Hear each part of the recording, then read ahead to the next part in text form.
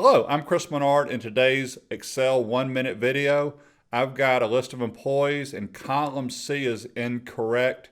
The United States Postal Service wants all the states to be capitalized, both letters. So I'm going to insert a column here. This is a temporary column. The function you want to use, very similar to the proper function that I've already made a 1-minute video on, is the equals upper function.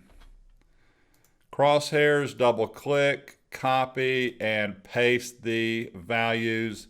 I just fixed all the states and delete that column. So there is the upper function, which you can find under formulas, text, upper right here. Thank you. Feel free to subscribe. Have a wonderful day.